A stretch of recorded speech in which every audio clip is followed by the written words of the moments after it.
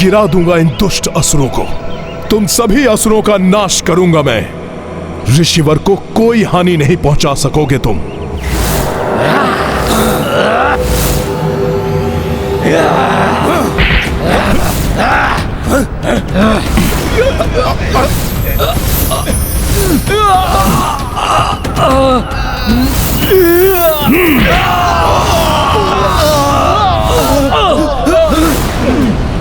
इसकी दृष्टि बाधित होने के पश्चात भी ये वानर हम पर भारी पड़ रहा है।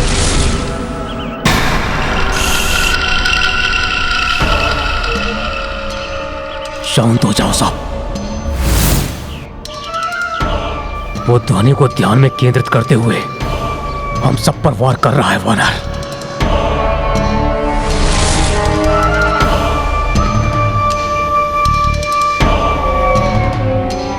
चलो चलो शीघ्र अपना कार्य पूर्ण करते हैं। अब हम निद्रा में मग्न च्यवन ऋषि को सदा के लिए चिर निद्रा में पहुंचा देंगे। हनुमान, तुम यहीं खड़े रह जाओगे। चलो।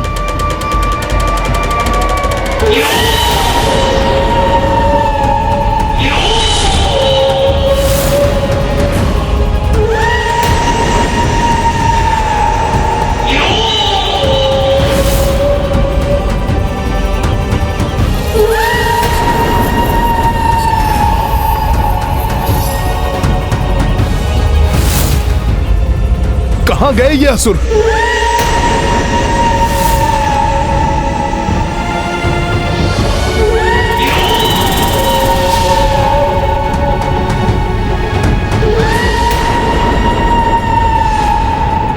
ये असुर तो ऋषिवर च्यवन की ओर बढ़ रहे हैं। कहीं इन राक्षसों ने उन्हें निद्रा से जगा दिया तो अनर्थ हो जाएगा। मेरी निद्रा भी भंग नहीं होनी चाहिए, अन्यथा मेरे क्रोध की ज्वालामुखी फट सकती है। मैं अभी इन्हें रोकता हूं। ज्ञान गुण सागर जय कपी सति बुलोक उजागर जय ज्ञान गुण सागर जय कपी सति बुलोक उजागर दूत अतुलित बल धामा पुत्र पवन सुत नामा महावीर विक्रम बजरंगी कुमति निवार सुमति के संगी जय हनुमान ज्ञान गुण सागर जय कपी सति बुलोक उजागर ज्ञान गुण सागर जय कपी सति बुलोक उजागर जय विराज सुबेसा कुंडल कुंचित केसा वज्र और ध्वजा विराजय कांधे मूंज जनेऊ साजय जय रुक जाओ दुष्ट।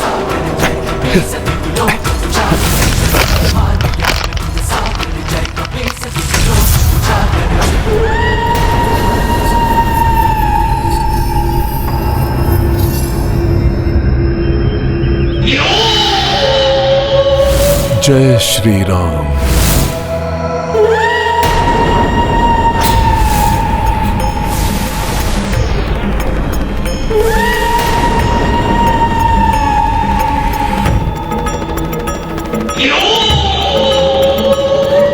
बचकर नहीं जा सकोगे दुष्ट।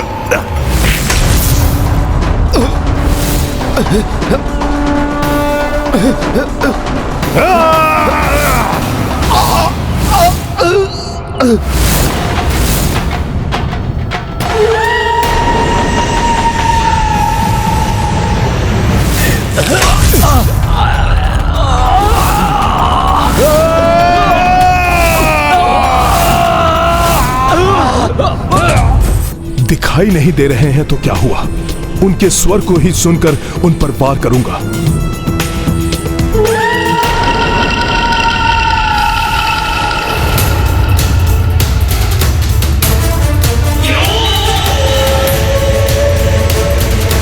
हाँ? कहां गए वो असुर?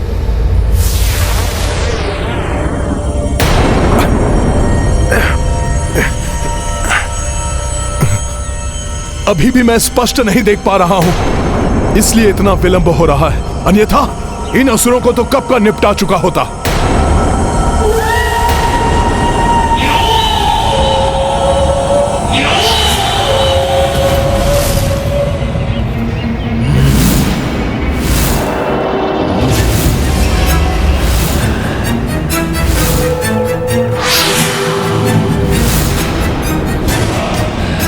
सब कुछ इतना शांत कैसे हो गया? कहां गए ये असुर? अब ये असुर क्या करने की योजना बना रहे हैं? तो ये ऋषि यहां सो रहा है।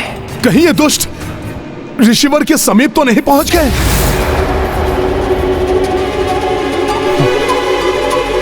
जय श्री राम। राम राम राम राम। जय श्री राम।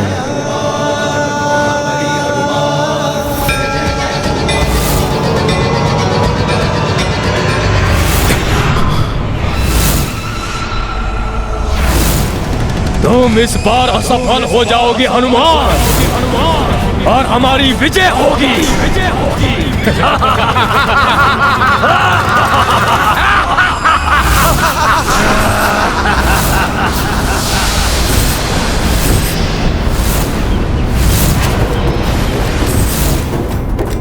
ये तो घोर अनर्थ हो गया। भंग हो गई ऋषिवर की निद्रा।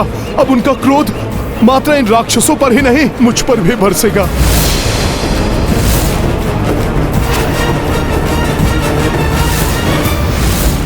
किसकी धृष्टता है ये?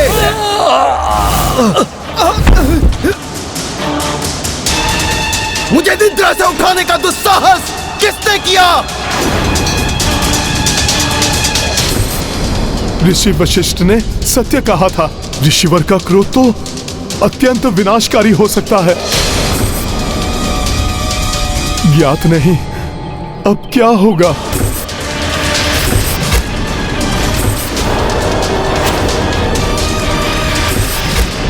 हम तुम्हारा वध कर देंगे ऋषि, तुम्हें छोड़ेंगे नहीं। तुम्हें मारकर अपना कार्य पूर्ण करेंगे।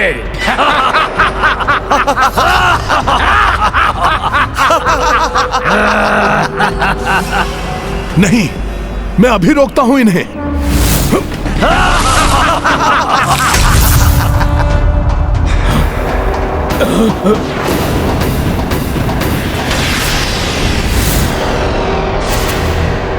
मेरे क्रोधाग्नि से भस्म होने के लिए तैयार हो जाओ असुरों!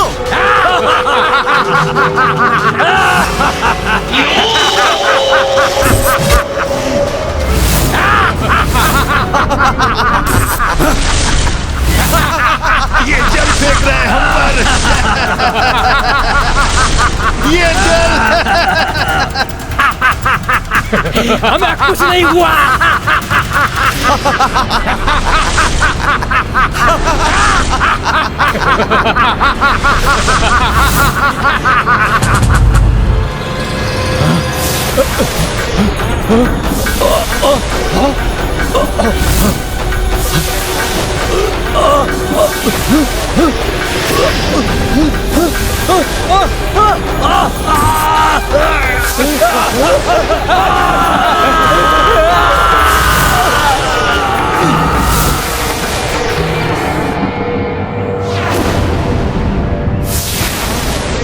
व्यर्थ हो गई मेरी चाल, परंतु पराजय स्वीकार नहीं करूंगा मैं। कोई और उपाय सोच ही लूंगा मैं।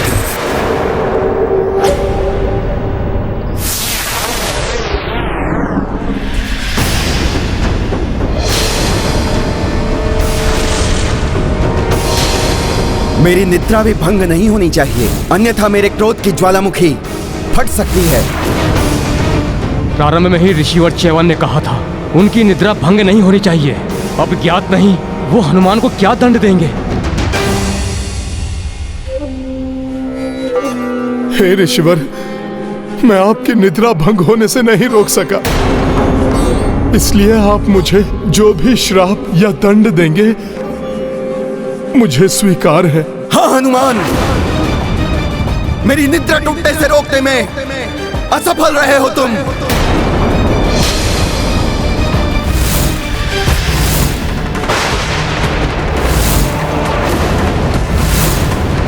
हनुमान,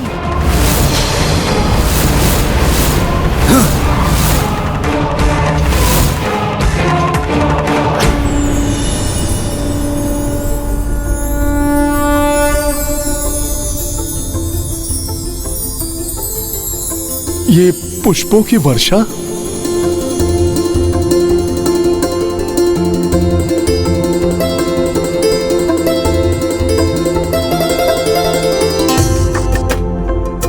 परंतु उन असुरों से मेरी सुरक्षा करने में तुम सफल रहे हो हनुमान, और मेरी निद्रा टूटने से रोकने का भी तुमने अथक प्रयास किया है। और मुझे यह भी ज्ञात है हनुमान कि यदि मैं निद्रा से जागता नहीं तब भी तुम मुझे कोई क्षति नहीं पहुंचने देते। इसीलिए तुम्हारे लिए यह कहना सर्वथा उचित है, साधु संत के तुम रखवारे, साधु संत के तुम रखवारे, असुर निकंदन राम दुलारे, असुर निकंदन राम दुलारे, अष्ट सिद्धि नौ निधि के दाता, अष्ट सिद्धि नौ निधि के असबर दीन जानकी माता, असबर दीन जानकी माता, राम रसायन तुम्हारे पासा सदा रहो। तुम्हारा कल्याण हो हनुमान। असफल हो गया निकुंभ, पुनः असफल हो गया। प्रत्यक्ष आक्रमण का वही हुआ परिणाम। इस बार ऐसा प्रहार करूंगा मैं कि मरकट भी नहीं रोक पाएगा, नहीं रोक पाएगा। भैया, सभी अतिथि पधार चुके हैं, सारे प्रबंध भी हो चुके हैं। अब बस हनुमान के आने की प्रतीक्षा है।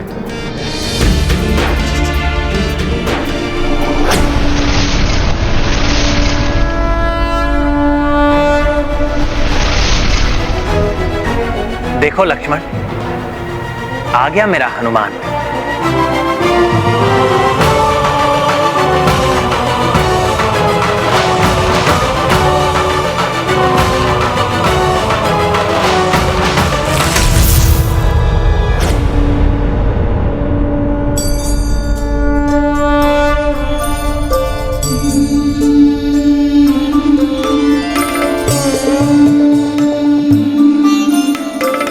प्रणाम ऋषिवर।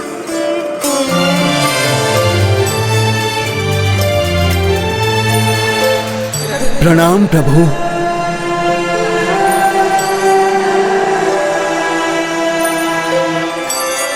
ऋषिवर, आपके दर्शन पाकर हम धन्य हुए।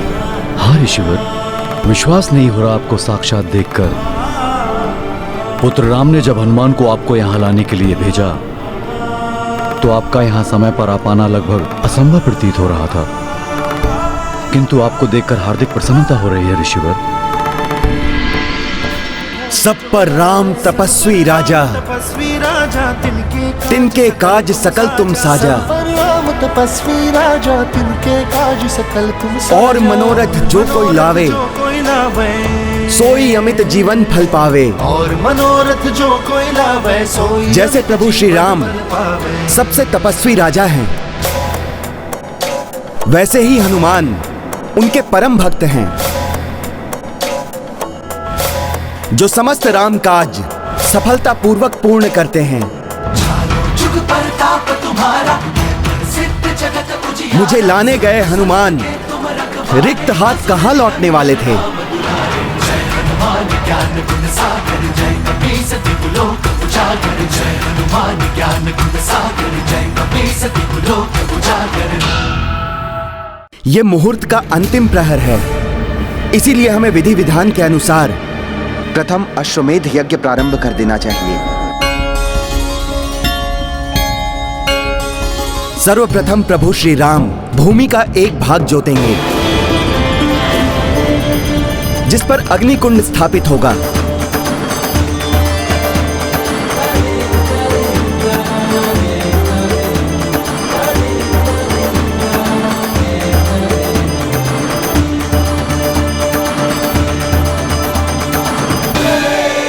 तथा उसके पश्चात पुरोहित रूप में महर्षि वशिष्ठ विधिवत पूजा के साथ यज्ञ आरंभ करवाएंगे।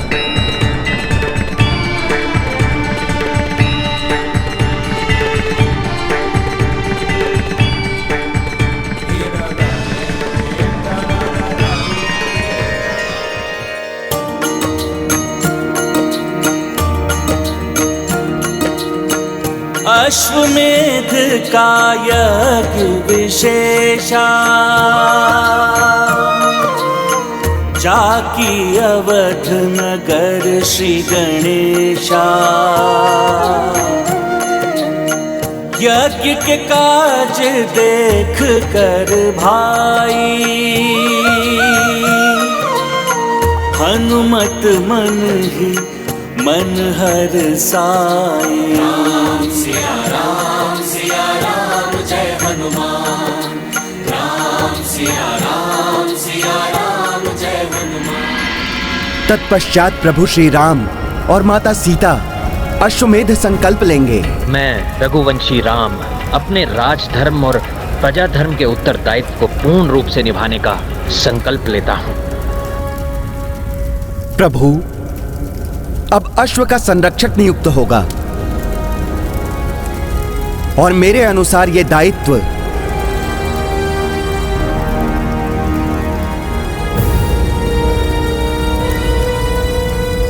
दिया जाना चाहिए राजकुमार शत्रुघ्न को।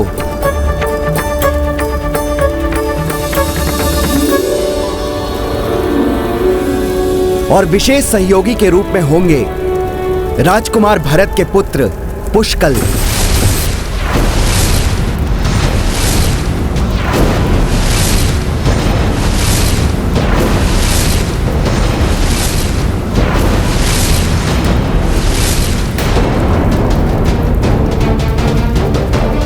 हे ऋषिवर, पुष्कल मात्र एक बालक है।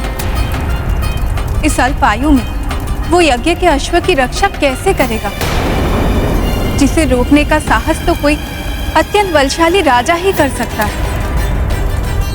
ऐसे प्रतापी राजा का सामना कैसे करेगा वो? ऋषिवर, भाभी माँ सर्वथा उचित कह रही है। अपने पुत्र को इतने कठिन कार्य पर जाने की अनुमति देने का साहस तो मुझे भी नहीं हो रहा है।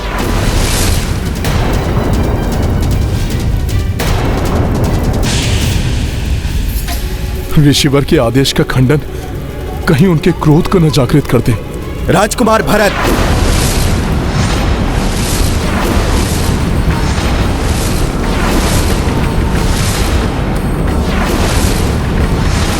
तो क्या आपका यही मत है कि आपके पुत्र पुष्कल को इस कार्य के लिए नियुक्त कर मैं भूल कर रहा हूं?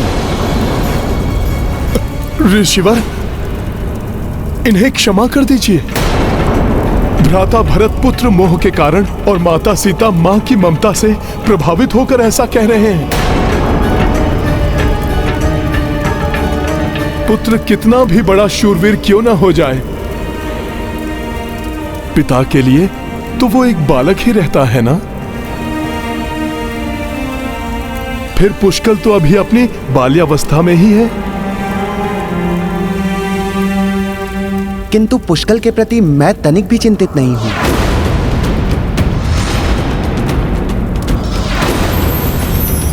भैया भरत नंदीग्राम में थे और माता सीता भी यहां नहीं थी जब पुष्कल बड़ा हो रहा था। इसलिए पुष्कल में इन्हें एक बालक ही दिखाई देता है। आप सभी उसकी वीरता से अनभिज्ञ हैं, क्योंकि आप सभी ने पुष्कल के शौर्य को अपने नेत्रों से नहीं देखा है।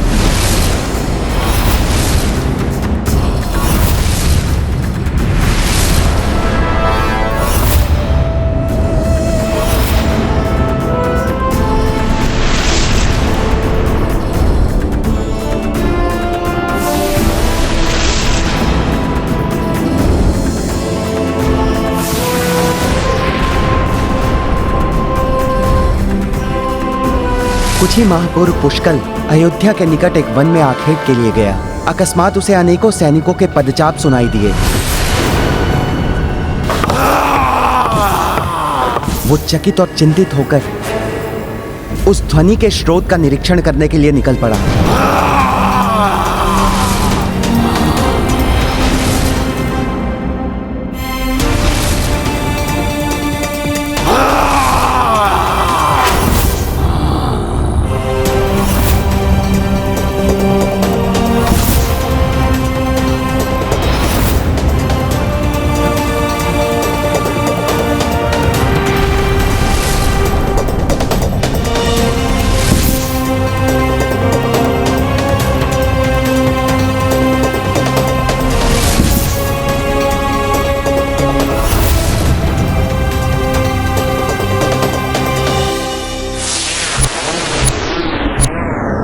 थोड़ी ऊंचाई पर जाकर उसने देखा कि ताटका के दो भयंकर अनुयायी जरासुर और वनासुर के नेतृत्व में एक विशाल आसुरी सेना अयोध्या पर चढ़ाई करने के लिए बढ़ी आ रही है।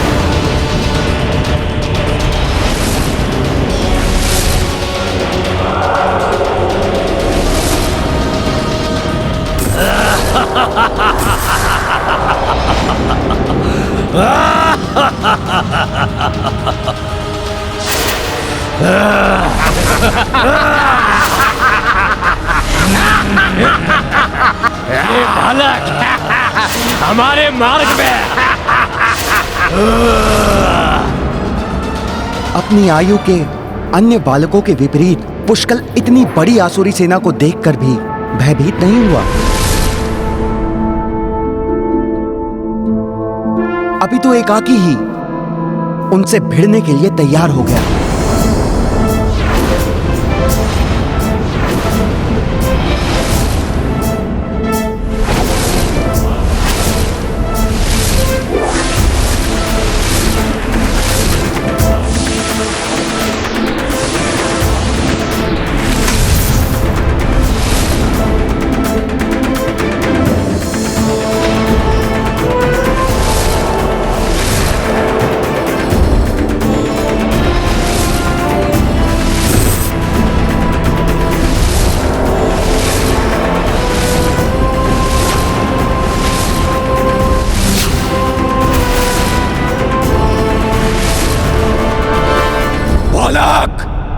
क्यों अपनी मृत्यु को चुनौती दे रहे हो?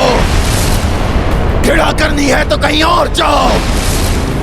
हम तो आज अपनी आसुरी सेना के साथ अयोध्या वासियों के साथ घृणा करने, उन्हें नष्ट करने आए हैं।